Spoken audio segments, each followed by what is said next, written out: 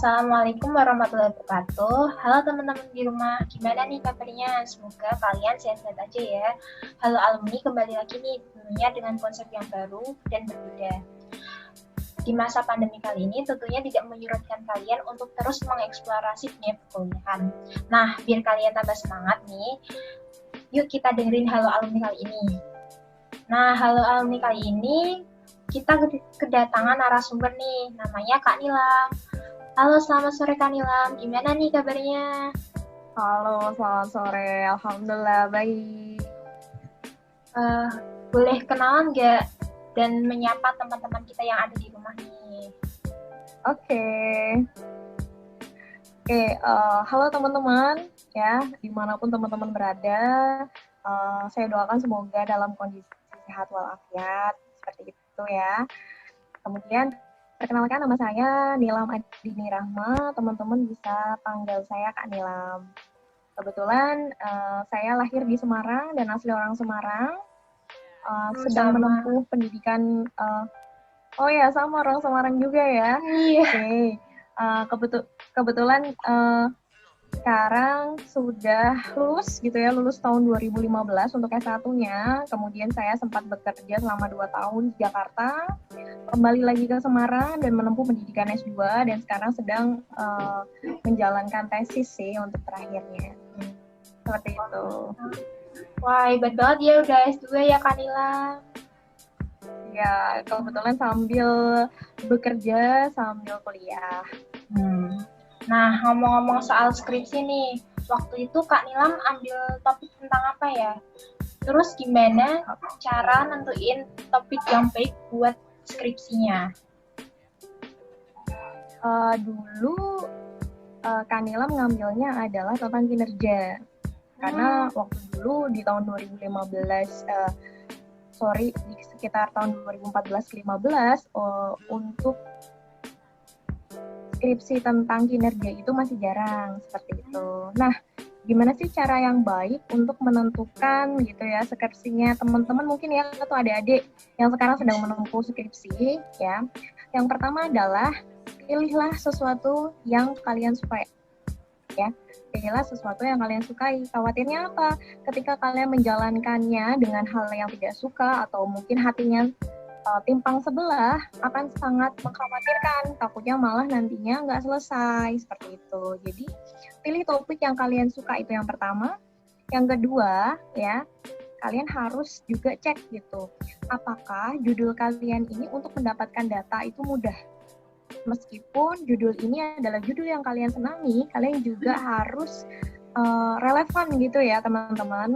Apakah memang ternyata datanya mudah untuk didapatkan? Karena kalau sulit juga akan sulit juga untuk menjalaninya seperti itu ya.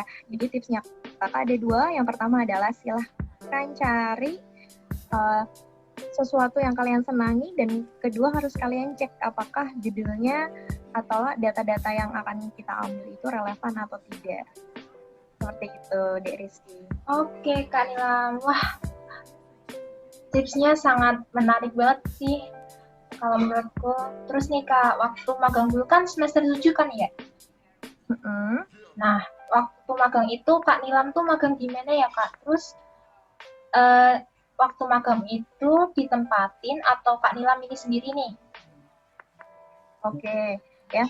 Sebetulnya untuk magang ini juga akan mempengaruhi nantinya dalam pemilihan skripsi gitu ya. Ketika nantinya kita magang di suatu tempat, itu akan sangat mudah apabila kita mengambil data-datanya, karena di sana kita kurang lebih hampir 1 bulan. Otomatis kita sudah mengerti lingkungannya gitu ya. Dan saran dari Kak Nilam untuk pertanyaan pertama tadi adalah, yang ketiga adalah silakan ya cari judul yang ada di lingkungan magang kalian. Nah, pertanyaan kedua tadi kan kalau misalnya magang nanti ditempatinya milih sendiri atau enggak, seperti itu ya Mbak Rizky? Iya. Ya, jadi gini, awalnya kalian bisa menentukan kalian ingin memilih instansi manapun gitu ya. Sebetulnya banyak sekali instansi yang membuka untuk lowongan magang, bahkan kementerian-kementerian yang ada di Jakarta seperti itu. Sangat terbuka untuk semua mahasiswa yang ada di Indonesia. Kalian tinggal pilih mana yang kalian senangin gitu ya. Bisa di daerah, bisa di kabupaten maupun kota gitu. Dengan caranya seperti apa? Kalian mengajukan surat yang dari universitas. Kemudian ya nantinya ada 2 tahap gitu ya. Yang pertama biasanya kita sudah menentukan untuk dinasnya dinas apa yang kita pilih. Tapi untuk penempatan magangnya, misalkan ketika magang, oh ya saya ditempatkan di bagian apa? Keuangan kah? Atau manajemen kah? Atau SDM kah? Gitu. Itu adalah yang menentukan dari pihak dinasnya masing-masing maupun kementeriannya. Seperti itu. Oke, berarti kita nggak pilih sendiri bagiannya ya Kak? Kita dipilihin sama dinasnya Ya, gitu ya? Kalau bagiannya biasanya kita diarahkan deh gitu ya. Karena nggak semua lingkup bagian itu magang bisa masuk gitu. Mungkin ternyata bagiannya adalah memang butuh analisa lebih dalam gitu ya. Oh gitu Kak. Terus nih, kenapa Kakak milih kerja di sektor swasta ketimbang di sektor pemerintahan? Oke. Pertanyaan 3 cukup menarik ya. Padahal Mbak Nilam S1-nya publik, S2-nya juga publik. Kenapa akhirnya terjunnya ke swasta? Oke. Pastinya keinginan untuk bekerja di publik masih ada. Tapi kenapa saya mencoba untuk men-challenge diri ke swasta gitu ya.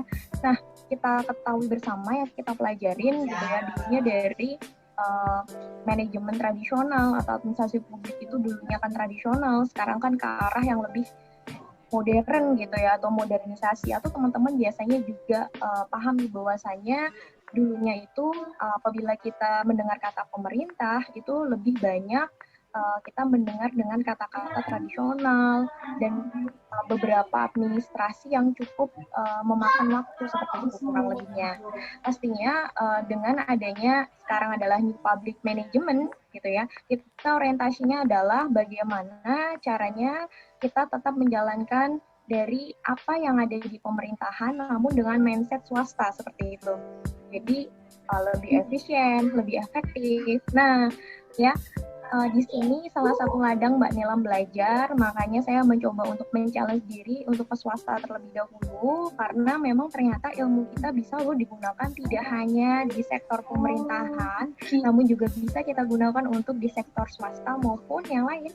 Oh, baru tahu nih Kak, bisa ambil di sektor swasta. Terus gimana? Iya, bisa. Terus gimana nih tanggapan Kak Nilam bahwasanya tuh kalau lulusan administrasi publik itu anggapannya harus kerja di sektor pemerintahan. Gimana tanggapan Kak Nilam? Menurut saya tidak harus anak publik atau administrasi publik lulusannya kerja di pemerintahan. Memang dari basic ilmunya kita diarahkannya adalah untuk bekerja sebagai pegawai negeri swasta. Tapi ternyata ilmu yang kita pelajari itu sangat kaya gitu ya. Dari semester 1 sampai nantinya kalian skripsi sampai lulus gitu ya. Contoh saya ngambil adalah di semester dulu kalau misalnya saya kalau nggak salah di semester 4 ya, kalau nggak salah ingat karena udah lama banget. Itu ada mata pelajaran namanya manajemen sumber daya manusia teman-teman. Nah ternyata gitu ya, apa yang saya pelajari ketika S1 di publik kita belajar manajemen sumber daya manusia itu sangat bermanfaat loh buat kita, buat saya sendiri itu sangat bermanfaat karena ketika saya terjun di sini gitu ya di swasta, kemudian saya berpindah dari operasional bagiannya sekarang adalah pindah ke HRD gitu ya atau human resource gitu ya. Ternyata di situ kita mempelajari bagaimana kita memanage ya sumber daya di sebuah perusahaan atau sumber daya manusia gitu deh. Gitu. Oh berarti ini yang menjadi alasan Kak Nilam kenapa milih HRD ya Kak? Sebetulnya awalnya saya tidak memilih HRD, namun saya mengikuti program Retail Management Training di salah satu perusahaan tempat Kak Nilam bekerja sekarang. Kemudian setelah lolos gitu ya, Kak Nilam kebetulan menjadi seorang asisten store leader atau asisten manager, sudah berpindah-pindah dari kota Jakarta sampai Semarang. Kemudian ada tawaran untuk berpindah di bagian HRD ini gitu. Nah, teman-teman tidak menutup kemungkinan meskipun kita sarjana administrasi publik bisa juga ternyata jadi anak HR gitu atau anak human resource. Wah, hebat ya Kak. Terus nih, kan dia Kakak bekerja di bagian HRD nih. Nah, mata kuliah apa yang sangat membantu Kak Nilam untuk bekerja di sektor tersebut? Oke. Kalau Kak Nilam jawab mata kuliah apa yang sangat membantu, semua mata kuliah yang kalian pelajarin itu sangat membantu gitu ya.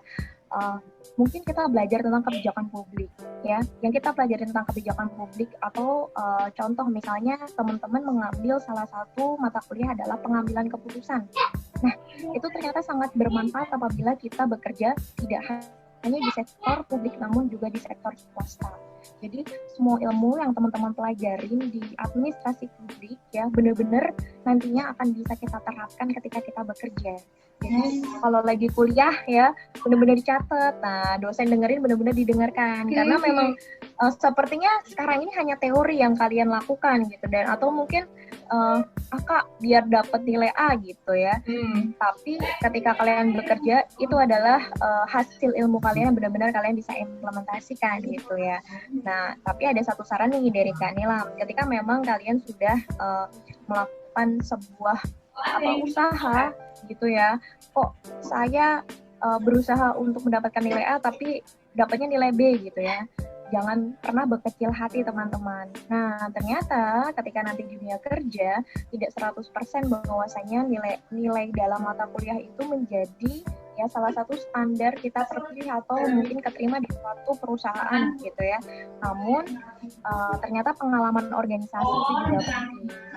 Teman-teman kalau emang punya waktu sangat saya sarankan untuk melakukan pengalaman organisasi di semua organisasi yang ada di kampus karena itu akan melatih yang namanya soft skill kalian yang nggak akan pernah kalian dapatkan ketika kalian duduk di bangku perkuliahan. Ngomong-ngomong soal organisasi nih Kak, dulu Kak Nilam waktu kuliah ikut organisasi apa ya? Oke, dulu Kak Nilam yang pertama kali ikut yang pastinya adalah Kak Nilam bikin sebuah UKK gitu ya bersama teman-teman, namanya sekarang adalah UKK HIMPS atau Himpunan Mahasiswa Pendidik Sosial. Yes, tahu. Ya, itu salah satu founding fathernya dari angkatan kakak di 2000. Kakak masuk 2011 ya, di angkatan 2010 dan 2011 kami yang mendidikan sampai sekarang gitu. Kemudian setelah itu tertarik nih melihat perangkat muda himpunan mahasiswa jurusan administrasi publik. Akhirnya Kak Nilam ikut serta dalam HMJ. Ternyata melihat hal lain gitu ya, Kak Nilam juga sangat tertarik untuk melakukan organisasi yang lain. Akhirnya yang ketiga Kak Nilam mengikuti BEM Fisip Undip. Hebat banget nih Kak pengalaman organisasinya, banyak banget organisasinya. Terus mungkin iya pengalaman organisasi yang banyak ini yang salah satunya menjadikan Mbak Nilam lebih mudah ya untuk melakukan adaptasi di dunia kerja yang sekarang karena seperti yang tadi Mbak Nilam sampaikan gitu ya, soft skill ini hanya bisa dilatih ketika kita berorganisasi gitu ya. Ketika kita duduk di bangku perkuliahan kita nggak akan mendapatkan soft skill ini gitu ya. Soft skill itu seperti apa sih? Contoh misalnya bagaimana cara kita berkomunikasi dengan seseorang, bagaimana kita bernegosiasi dengan seseorang, atau mungkin teman-teman melihat ada timeline gitu ya, ada program kerja yang harus dijalankan, kemudian bagaimana kita harus merundingkan program kerja itu sampai kita melakukan atau membuat sebuah laporan pertanggungjawaban untuk kampus dari kegiatan yang kita lakukan. Nah, di situ banyak sekali soft skill yang kita bisa asah. Oke.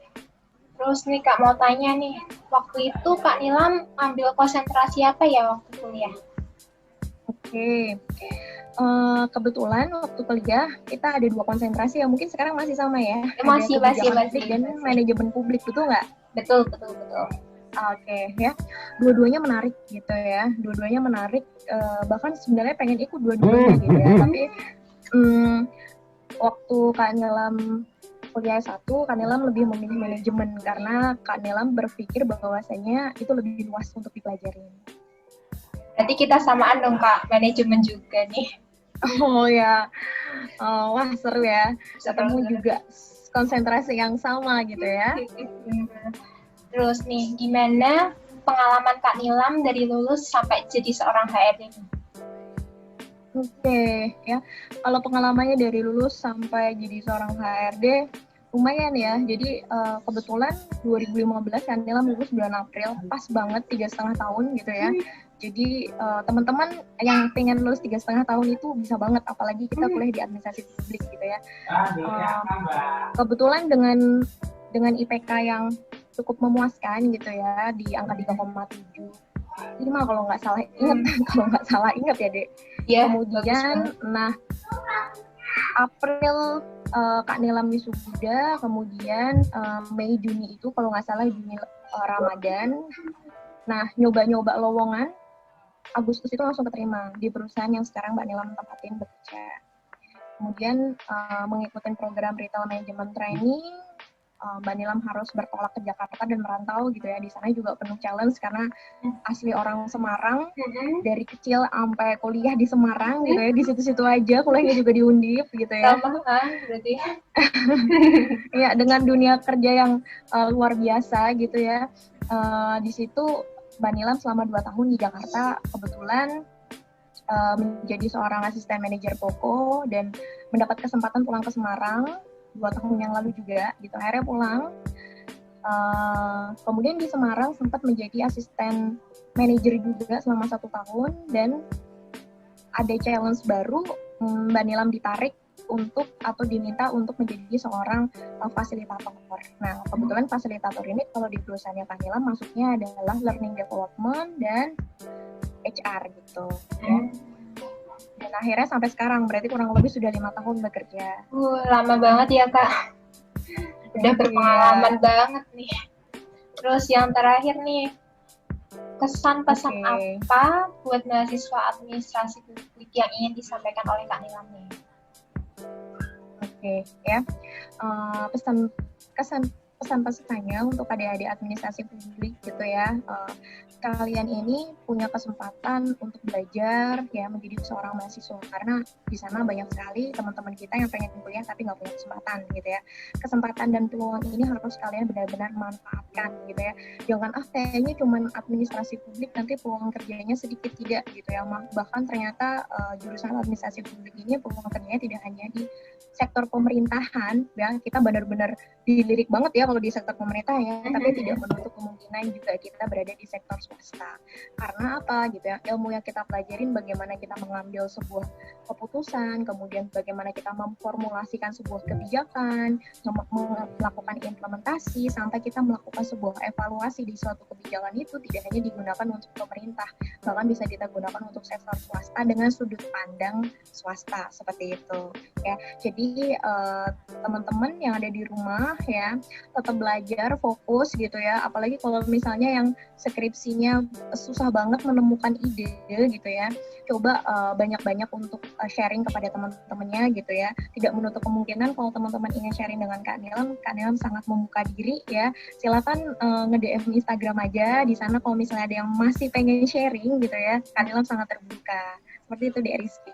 Bisa disebutkan IG-nya apa Kak biar mereka? Boleh. Ya, IG-nya @nilamadinir gitu ya. Oke. @nilamadinir. Oke Kak Nilam, terima kasih sudah mau ikut wawancara Halo Almi kali ini. Oke, sama-sama Dek Rizky. Nah, kita sudah sampai di penghujung acara kali ini. Nah, apabila saya ada kesalahan kata dan saya mohon maaf, tetap semangat dimanapun kalian berada, tetap jaga kesehatan. Wassalamualaikum warahmatullahi wabarakatuh. Waalaikumsalam warahmatullahi wabarakatuh.